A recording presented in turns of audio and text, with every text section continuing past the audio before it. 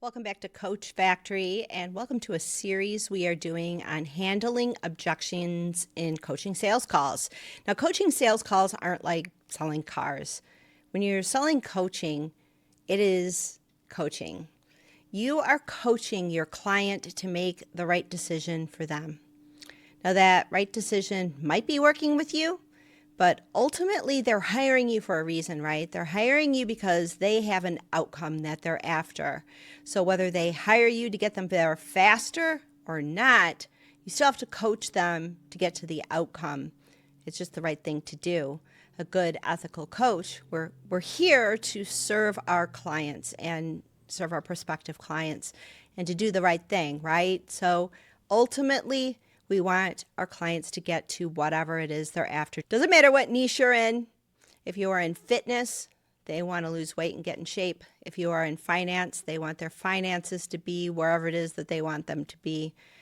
They want a better relationship with their kids if you're a parenting coach, or a better relationship with their spouse if you're a relationship coach. If you're a business coach, we want profitability. There's some place that your prospective client wants to go. And your job as a coach is to help them get there. And if they're hiring you, they want to get there fast. I mean, let's face it, the entirety of human knowledge is available on the internet. The entirety of human knowledge is available in AI. We could just go ask AI, hey, AI, I need to get into this dress for my wedding next month. How do I do it? AI is going to lay out the plan, right? But it's not going to lay it out with heart. It's not going to be there to really intuit what's going on with our clients, with their blocks. And when a client shows up in a sales call with an objection saying, I can't do this because they have some external reason why they can't get there, why they can't get to their outcome. These external reasons are really excuses, but we can't tell our clients that. We have to coach them beyond the excuse and help them get to wherever it is that they want to go. Now, today we're going to talk about authority objections. I'm sure you've heard them. If you are a fitness coach and you're talking to someone who is considering your program, they might say, well, my husband probably wouldn't like it if I spent this money. But ultimately, I would ask, how would your husband feel if in 12 weeks you dropped 20 pounds? Completely possible. How would he feel if you were in the best shape of your life, cooking healthy foods for him because you're cooking meals at home, and he's feeling healthier and feeling more vibrant and actually more inspired to go to the gym? The problem is when we have an authority objection, someone is giving away their power. They're saying that this other person, my boss, my spouse, my family, my friends, somebody else is going to judge them for making a bad decision. And they're afraid. They're afraid of making a bad decision, having egg on their face when they're dealing with someone else, or some kind of consequences. Maybe they make a decision for business coaching to increase profitability, and their boss finds out that they spent this money and doesn't agree that this is the right way to get it. You can just figure it out on your own. Save me the coaching money. Well, how would your employer feel if you increased profitability 20% over expectations? I think they would think that was a good return on investment. Authority objections are always about putting the power outside of themselves because they are afraid of making a wrong decision. When you're facing a prospective client who has an authority-based objection, they are putting the reason outside of themselves, and it's our job to help them not feel that fear. It's our job to help them feel more secure, feel more confident, not have doubt, and understand that you have helped so many other people before them. Testimonials will help in this kind of case, but ultimately, they have to see beyond the fear. They have to see, what does their life look like with the results? When they can change their vision of their identity, of what they look like post-coaching program, when they have the results, when they have the outcome. Part of the problem is they've probably been putting off making these kinds of decisions for a long time.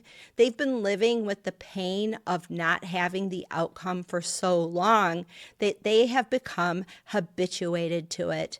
It's all that they see.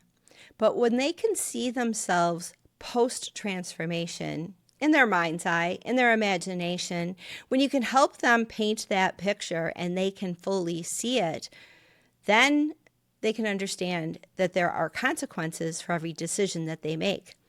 And it's your job as a coach, and you tell them, this is my job to help you make the right decision. And when you make the right decision, you get to this outcome. And this is what your life looks like with this outcome. Your husband is happier and healthier and looks at you in your favorite clothes and says, wow, honey, you are looking great. How does that feel?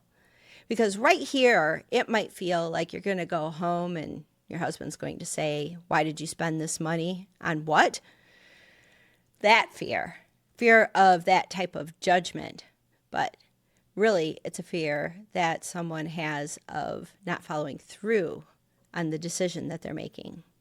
But your job as the coach is to help them make sure that it is the right decision, that they've committed to that decision, and that they are going to follow through. And that's what it's all about. Paint the picture of what the coaching program actually looks like. How do you help your client stay accountable? How do you help your client get results? What does that look like on the day-to-day when they are working out? How do you make sure that they don't skip appointments? How do you make sure that they make good decisions in the kitchen? How does it get easier as time goes on? Because that's the thing. Right before you make the decision for a transformation, it seems like it's going to be harder than it actually is, right? Because everybody thinks, well, I've lived with this pain for this long, so making this decision for transformation means it's going to be a lot harder. What they don't realize is like maybe the first couple of weeks might be hard, but after that, it gets easier and the motivation starts compounding on itself. And if you're using something like Motivation Code to really fully understand who your clients are and how they're motivated, it becomes easy, it becomes fun. It can't be a bad decision because you will have the ultimate in support.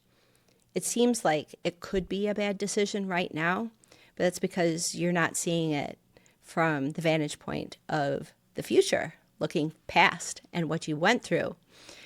I've seen it happen with so many other clients that I know what it's like. It's scary right now. Right before you make the decision, it seems very scary. It seems like a very big thing, and it seems like other people are going to not believe in you.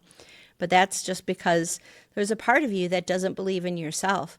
But I'm going to help you fix that.